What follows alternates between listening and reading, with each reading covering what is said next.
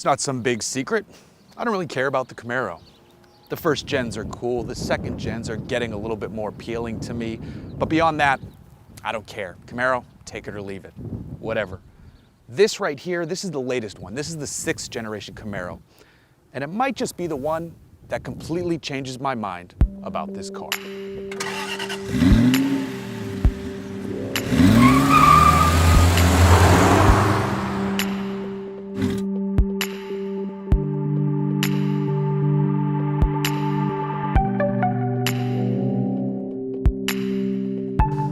So the important things to note with the new Camaro, this 6th generation car, is that it's lighter than the version it replaces. That's very important because it has more power and it weighs less. Therefore, its power to weight ratio has gone up. And that is great. This vehicle is much closer to its Corvette sibling now. In fact, it has the same 6.2-liter engine you'll find under the hood of the Stingray. It's making 455 horsepower. And in this car, the SS version I'm driving, it's paired with a 6-speed manual gearbox. Now you can get it with the 8-speed, but the GM 8-speed is not great. So don't. Now since this is similar to the Corvette, it has some similar technology like the Corvette. You can turn on rev matching with these paddles here. I'm gonna do that now. It's great when you're hustling along a canyon road and you just wanna have some fun and focus on the road and you know, maybe you're not that great at heel towing or rev matching or any of that business. This solves that problem for you. Some of you might complain, the computer's doing all the work. You know what? Some people just want to enjoy their car, not worry about it. And this allows them to do that, like I'm gonna do for this corner right here. I'm gonna go from 3rd to 2nd, rev match perfectly, go for the corner, and go. Now, if you're such a good driver that you don't need that, just turn it off, or don't turn it on rather, because it defaults to off. So don't complain, just don't use it. So this specific Camaro is fitted with an optional dual-mode exhaust system, and it allows that Corvette engine to make fantastic noises, such as this.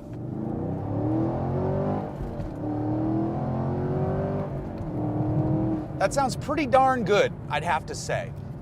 So there's one reason why I like this new Camaro. Now the old Camaro, it could make good noises too.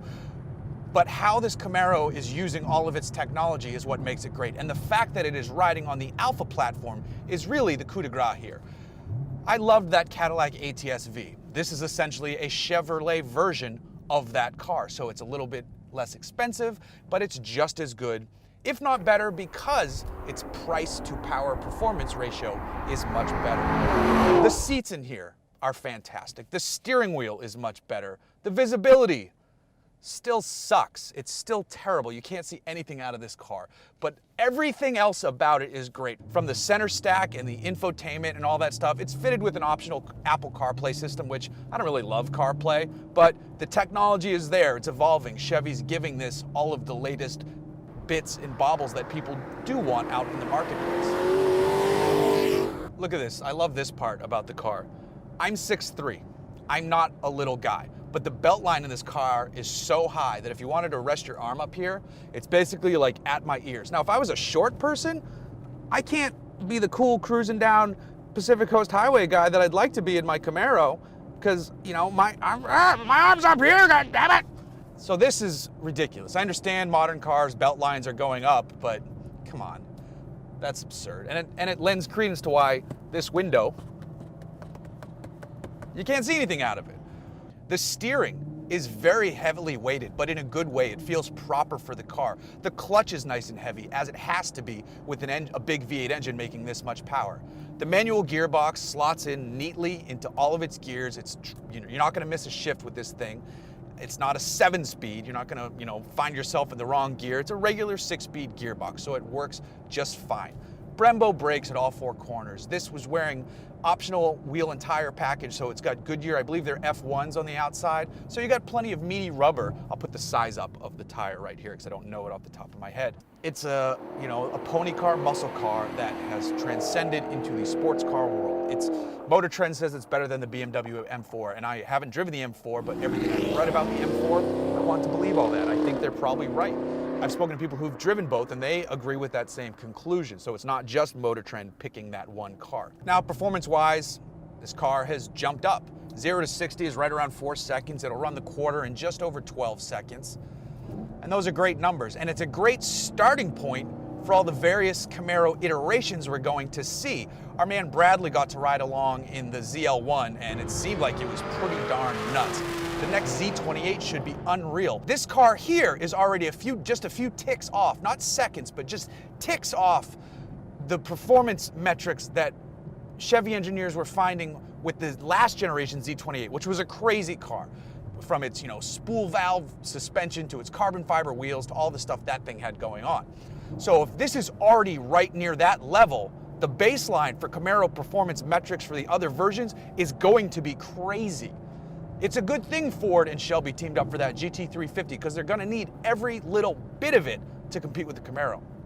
And I'm saying all of this as someone who is an admitted Camaro hater. That's how good the 6th generation car is. So what Chevy has created here is essentially a more affordable Corvette that can take on the world's best sports cars for less money than the Corvette. I mean, that's pretty darn awesome. And then, you got a nice empty straight road. It's still good at going straight too.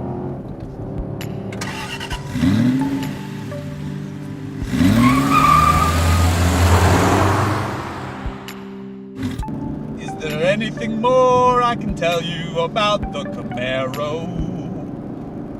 Canyon Marrow. Engine noise, engine noise, engine noise. Let's try something different. See if you can see that heads-up display. Boink. Yoink.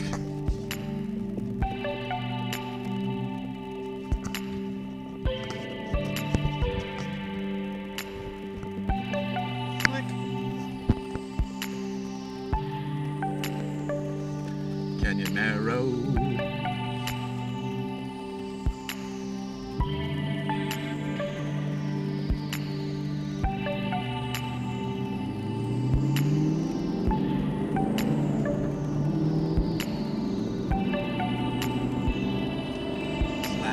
Dicing through traffic.